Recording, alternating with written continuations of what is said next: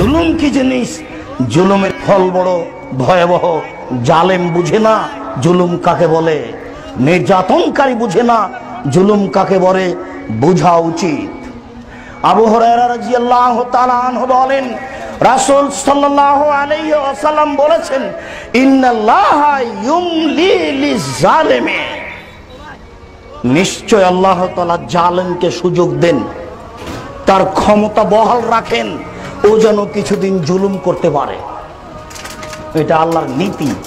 আপনি মনে করেন এত বড় জালেম তবু ধ্বংস হয় না, এত বড় অত্যাচারী তবু ধ্বংস হয় না।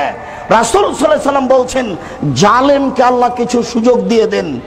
এই যে আখাজাহু লাম ইউফলিথু, যখন আল্লাহ ধরেন তখন আল্লাহ ছাড়েন না, তখন জালেম বুঝতে পারে জুলুম কাকে বলে। নিশ্চিত আল্লাহ তাআলা জালেমকে কিছু সময় করে দেন, তখন সে মনে করে আমার কিছু হবে না, আমি মানুষের প্রতি যতই জুলুম করি না কেন, আমার অধীনস্থ মানুষের প্রতি যতই আমি অত্যাচার করি না কেন, আমার কিছুই হবে না। কেন? আল্লাহ যা তাকে সুযোগ দিয়েছেন, এই সুযোগে এই ক্ষমতার আশায় সে মানুষের প্রতি নির্যাতন চালিয়ে যায়। যখন আল্লাহ তাকে ধরেন আর তাকে ছাড়েন না, জালেম বুঝতে পারে না জুলুম কাকে বলে, জালেম বুঝতে পারবে জুলুম কাকে বলে।